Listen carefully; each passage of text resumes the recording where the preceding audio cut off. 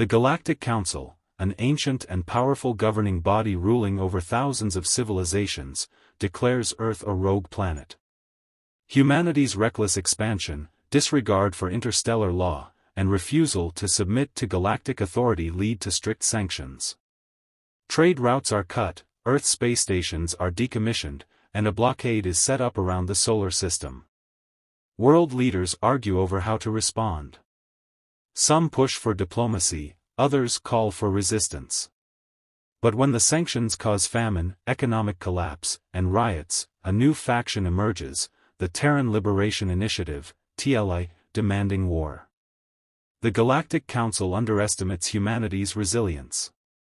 With limited resources, Earth's scientists and engineers begin repurposing old technologies, creating a new fleet of warships in hidden bases on the Moon, Mars, and the asteroid belt. As tensions rise, a rogue human commander, Admiral Elias Kane, leads an unauthorized strike against a Galactic Council blockade station near Titan. The attack is swift, brutal, and unexpected. The blockade is shattered, and for the first time in history, humanity proves it can challenge the galaxy. The war has begun. The Council responds with overwhelming force. A fleet of warships from the Sci-fi Dominion, an advanced reptilian species, is dispatched to crush humanity's resistance. Their arrival in the solar system leads to the Battle of Europa, where Earth's forces, led by Admiral Kane, use hit-and-run tactics and asteroid-based defenses to fight back. Though vastly outgunned, humanity's ingenuity turns the tide. Using cyber warfare, they disable key enemy systems, forcing the Sci-fi to retreat.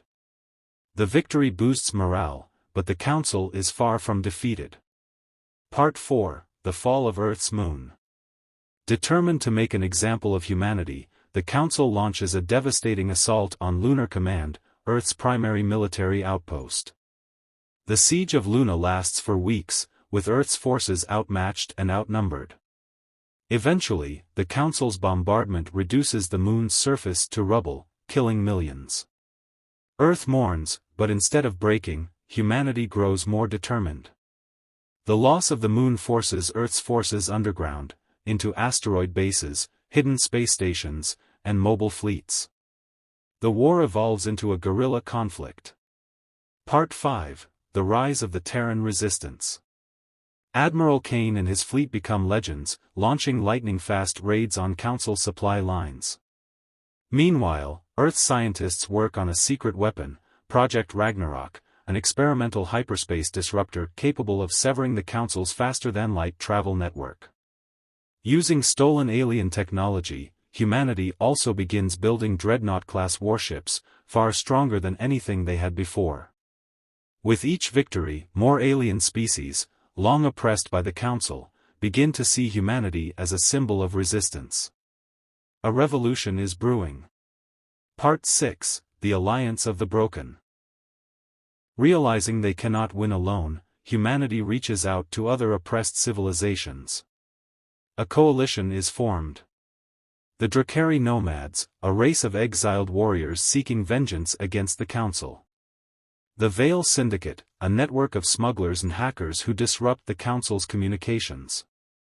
The Ixer Collective, a hive mind species whose homeworld was destroyed by the Sci-fi Dominion.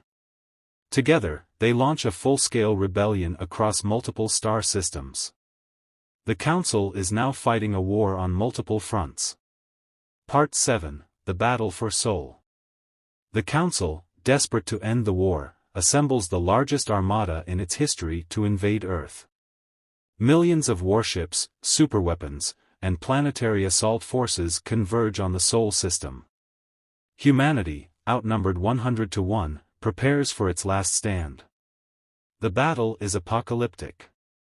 Earth's hidden defenses, orbital cannons, and prototype warships unleash devastation on the invading armada. But it's not enough. Cities burn, space stations fall, and hope begins to fade. At the peak of the battle, Project Ragnarok is activated.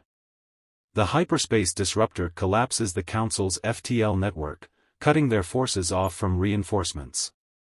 The once unified fleet is now stranded, disorganized, and vulnerable. humanity seizes the moment. Part 8, The Fall of the Galactic Council. With the Council's forces in chaos, the rebellion spreads like wildfire. Worlds that once feared the Council rise up. The Drakari nomads lead an assault on the Council's capital world, while Admiral Kane and his fleet push into the heart of their empire. One by one, the Council's strongholds fall.